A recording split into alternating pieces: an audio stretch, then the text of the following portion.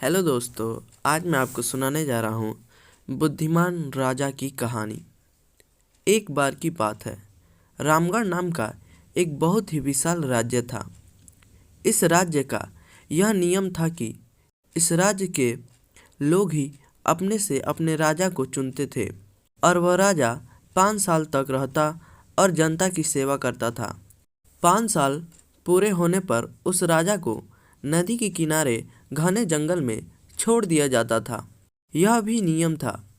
पिछला राजा अपने 5 साल पूरे करके जा चुका था। अब राज्य को एक नए बुद्धिमान राजा की तलाश थी। नए राजा को तलाशने की जिम्मेदारी राज्य के मंत्री को सौंपी गई। मंत्री ने लोगों से तेजाराम नाम के एक बुद्धिमान व्यक्ति के बारे में बहुत सुन रखा था।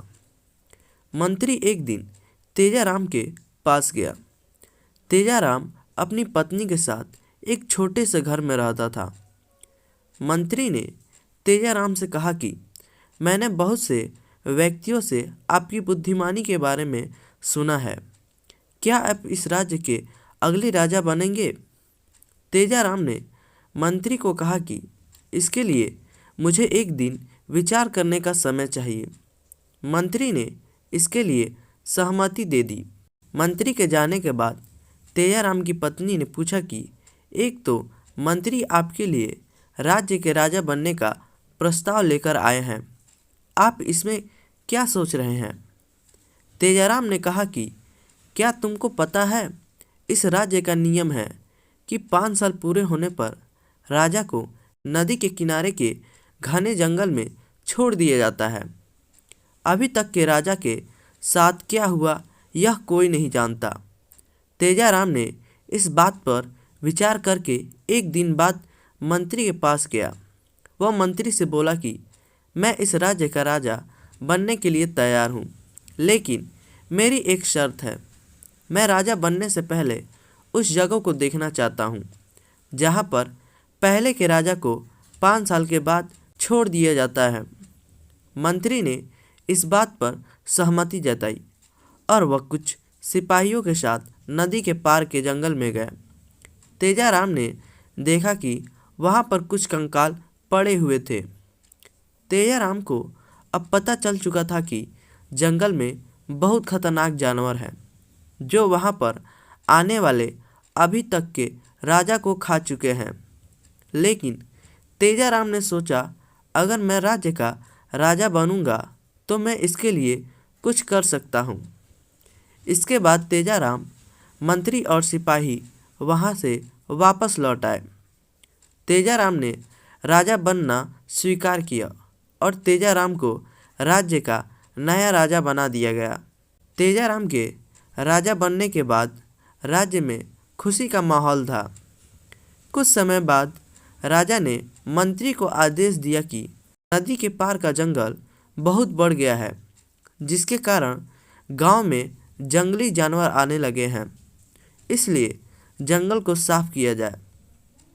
राजा के आदेश पर घने जंगल को साफ किया गया।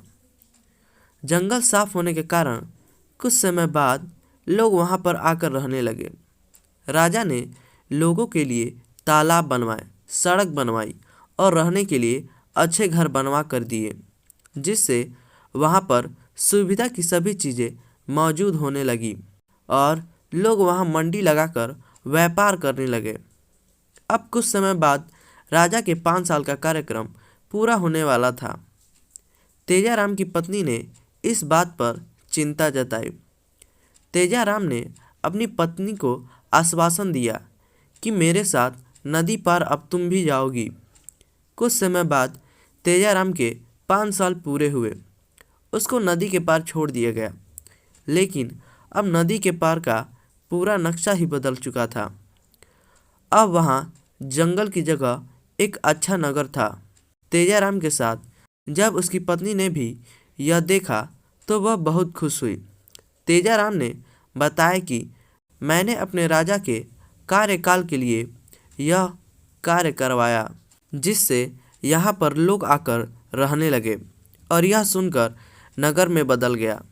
तेजाराम की बुद्धिमानी के कारण उसको अपने राजा के कार्यकाल के बाद अपनी जान नहीं गंवानी पड़ी और वह नए नगर में अपनी पत्नी के साथ खुशी खुशी रहने लगा। तो दोस्तों, इस कहानी से हमें यह सीख मिलती है कि हम किसी भी मुसीबत का सामना अपने संयम और बुद्धिमानी से कर सकते हैं। तो दोस्तों, अगर ये कहानी आपको पसंद आई होगी तो आप इसे लाइक करें और हमारे चैनल को सब्सक्राइब करें। धन्यवाद।